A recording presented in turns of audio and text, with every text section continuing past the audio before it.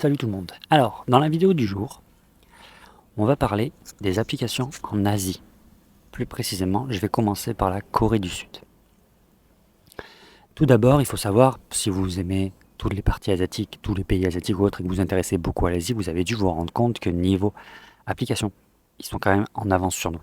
On fait quand même encore beaucoup plus de choses sur les PC, je trouve, en Europe, et même aux États-Unis, qu'en Asie. En Asie, c'est full app direct, quoi. Ils passent par l'application, voire des tablettes ou autres, et direct.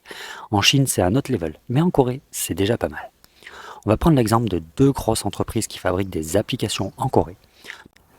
Tout d'abord, il y a l'entreprise Kakao derrière l'application très connue qui est KakaoTalk.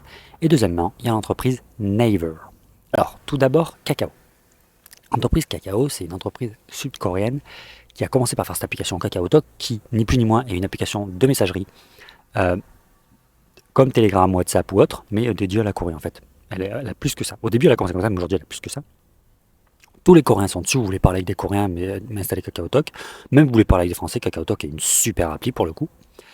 Elle a beaucoup plus de fonctionnalités, elle a les mails intégrés, elle a certaines fonctionnalités en plus et ainsi de suite, vous allez voir.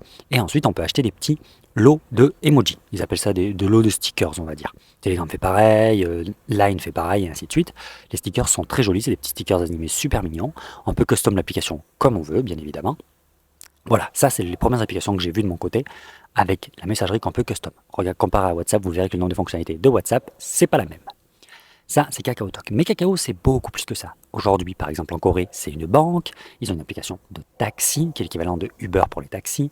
Ils ont Kakao Map. J'en passe et des meilleurs. N'hésitez pas à aller checker leur compte développeur sur l'App Store et le Play Store. Je les mettrai en commentaire pour que vous voyez le nombre d'applications que KakaoTalk fait. Kakao, pardon. J'avais dit KakaoTalk, excusez-moi. Ensuite, partons maintenant sur l'autre géant des applications, qui est encore plus gros que Kakao, à mon avis, c'est Naver.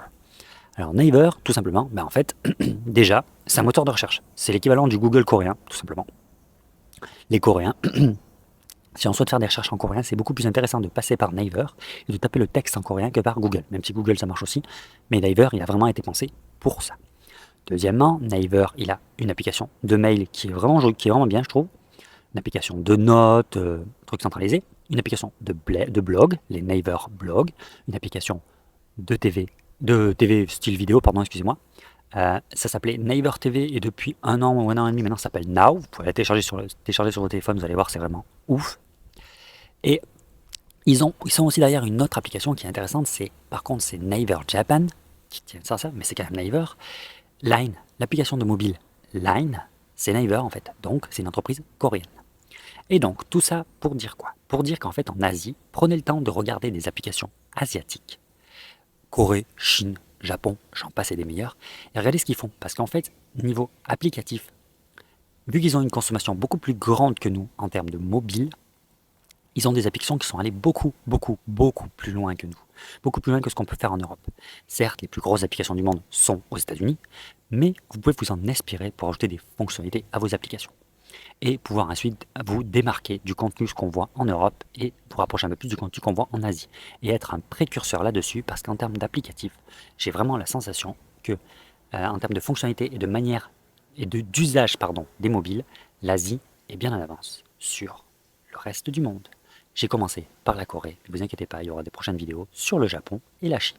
Et d'autres pays, si vous en voulez, n'hésitez pas à les mettre en commentaire.